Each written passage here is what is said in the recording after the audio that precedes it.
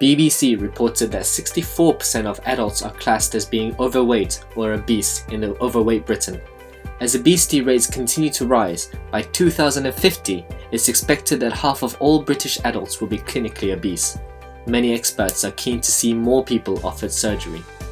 The cost to the NHS of treating diabetes, often triggered by excess weight, is a staggering £1.5 million an hour, while experts warn our children may be the first generation to die at an earlier age than their parents. For the most dangerously overweight, surgery has become a popular and a life-saving option. The National Obesity Observatory reported 17,423 surgeries that had been done from 2003 to 2010, whilst the United Kingdom National Bariatric Surgery Registry reported 18,283 surgeries from 2011 to 13 alone.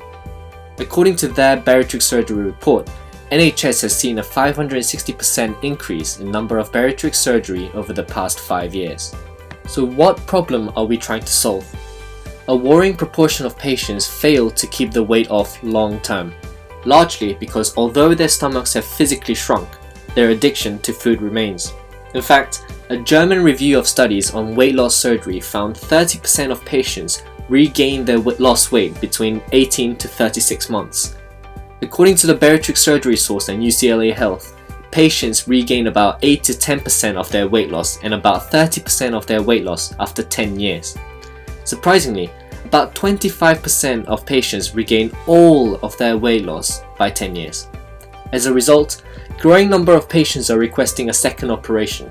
In a Dutch study of patients who'd had gastric bending, a third needed the operation redone after 5 years and a half after 10 years. Results for a second operation are poor, with a higher risk of complications and death. According to Mr. Slater, who practices privately for Streamline Surgical, surgeons also feel much more nervous doing it the second time.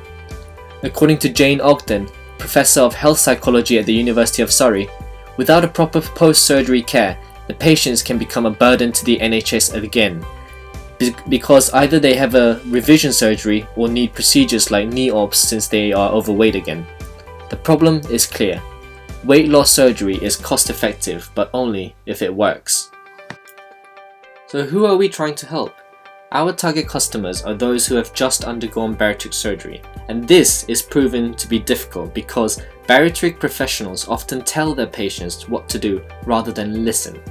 Many have been informed that if the patients were not doing what they were told, they must be subconsciously wishing to remain obese. This explanation is misguided, destructive, and is another way of blaming the patient. These are obstacles to patient adherence. Providing an all-rounded post-surgery scheme is a challenge. This is because there are various factors to be considered. These include dietary, exercises, and psychological factors. In today's presentation, we are going to take you through each category in detail. Through Ethicon's innovative post-surgery scheme, we seek to shift patients' ability to follow the post-bariatric surgery routine. We may not be able to increase their motivation to remain underweight, but the scheme will allow easier access to do so. The post-surgery diet is divided into several stages. For the first 3 days, the customers are advised to consume only clear liquids such as water, broth, and unsweetened juice. For the next 10 days, customers can incorporate 2 to 3 ounces of full liquid into their diet. These include decaffeinated tea, skimmed milk, strained cream soup, and sugar-free gelatine or popsicles. From week 3 to 5, customers are advised to take in pureed food that blend well with each other. For instance, lean ground meats, beans, eggs, soft fruits and cooked vegetables, and cottage cheese with liquids consumed from previous weeks.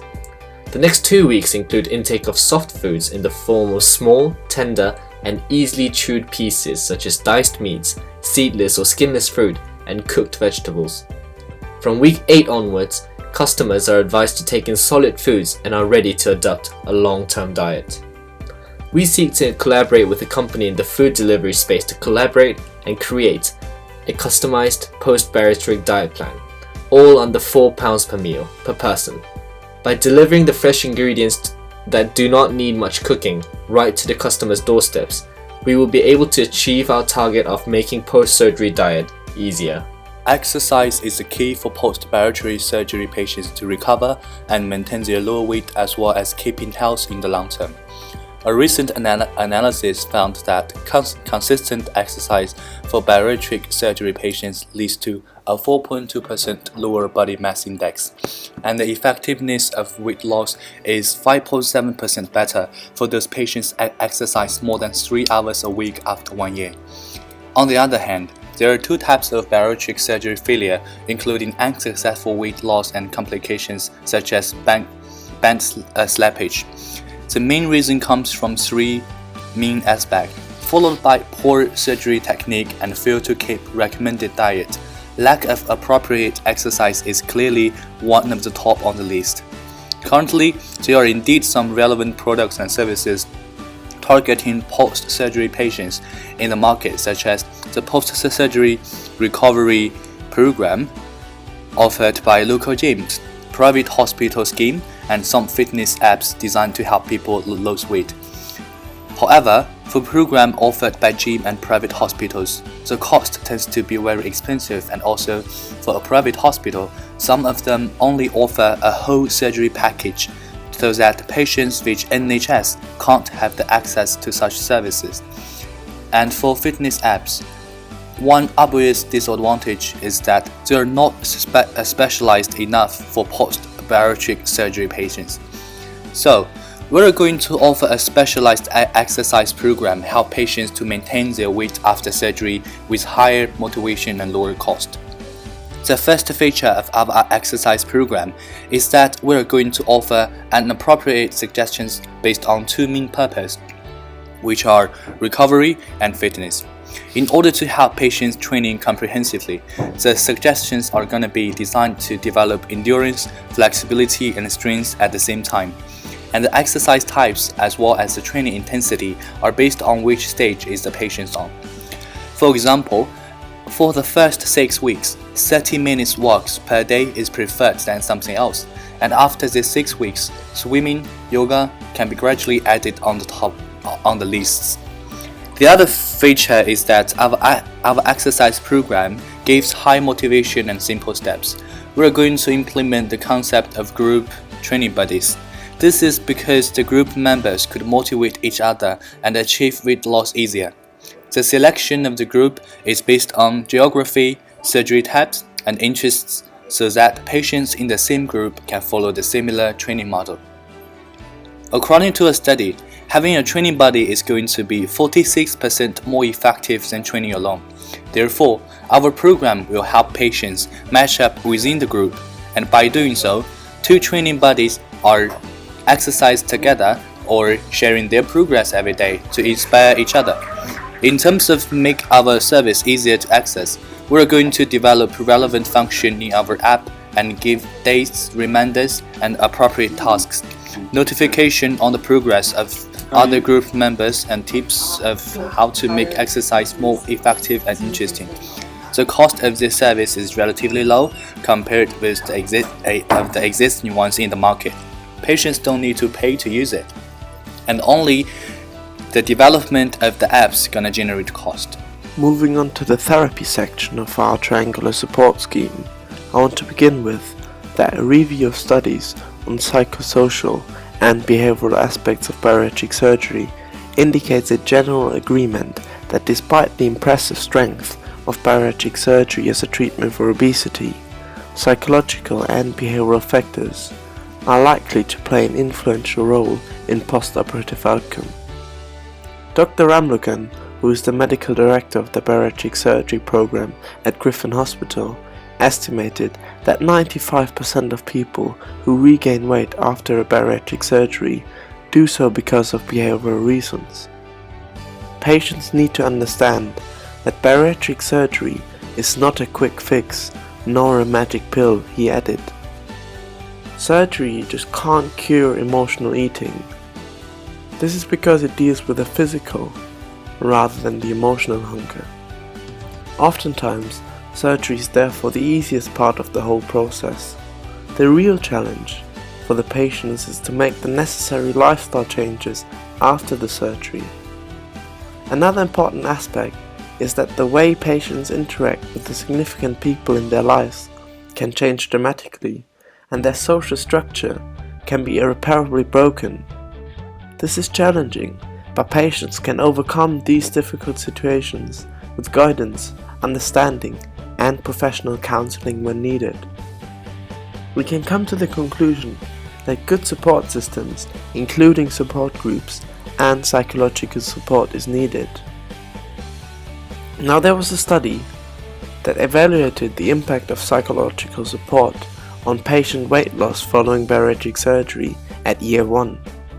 And the authors found that psychological support post-bariatric surgery had no impact on weight loss as measured by BMI by year 1. Now, is this not a contradiction to what was said earlier? No, it is not.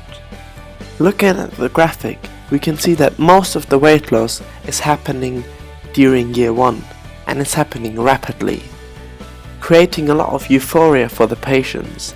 They're happy that they're losing weight, and hence psychological support isn't not really needed. However, after year 1, we can see that especially gastric bypass patients start to regain weight because they fall back into previous eating habits. Hence, it can be argued that psychological support should be targeted to patients who start to demonstrate weight regain after year 1, because this is the time where it really matters to them. However, a study on the bariatric psychology in the UK National Health Service showed that whilst over 90% of all services offer pre-surgery individual interventions and 41 offer pre-surgery groups, none of the services routinely offer post-surgery assessments, and none offered post-operative structured psychological group interventions. Now, here is where we want to make our support scheme better and hence more effective than it currently is at the NHS. Firstly, we want to offer online psychological support during the time it really matters to the patients. To do that, we want to partner with Babylon, a London-based startup that currently offers the possibility to contact and communicate with doctors via an app with a service similar to Skype or FaceTime, and we want to implement a similar idea just for psychologists into our program. We decided on online support because this service should be provided for a long time, up to 10 years in extreme cases after the surgery, and hence this is the most cost-effective solution. Secondly, we want to incorporate support groups into our program, so patients don't need to go out and find support groups themselves. Why do you want to do that? Because a study demonstrated that weight loss surgery patients who actively participate in support groups have roughly a 10% lower BMI than patients who do not. Several other features we want to incorporate into our app that might be less innovative, but we think are still useful because they make things easier for the patients, are an appointment reminder with the surgeon, an in-app access to the report from the surgeon, and a 24-hour obesity helpline.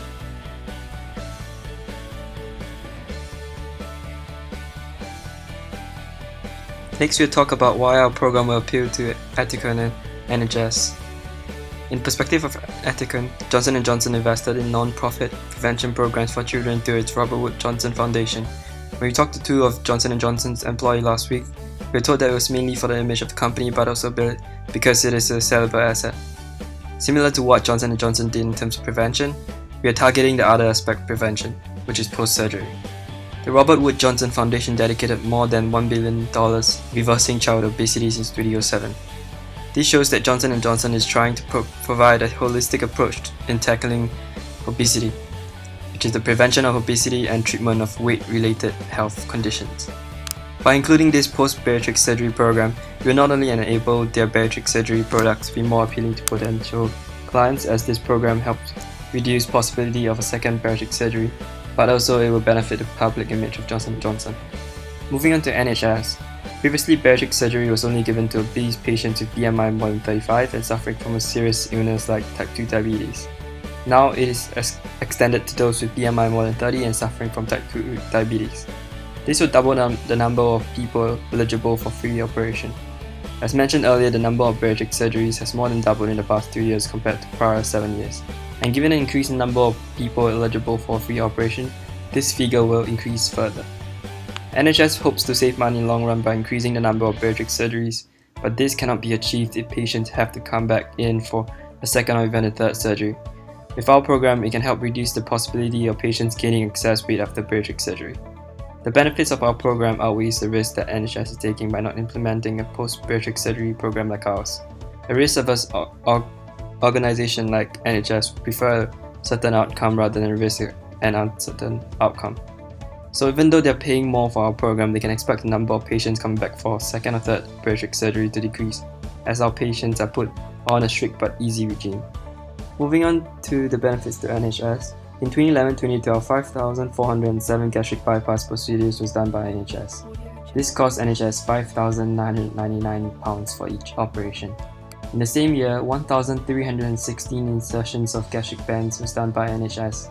This cost NHS £2,588 for each operation. The estimation of total cost for gastric bypass and gastric band procedure to NHS in 2011-2012 is £35.8 million. This does not include maintenance procedures and removals. According to German Review of Studies on Weight Loss Surgery, found that 30% of patients regain all their weight between 18 and 36 months.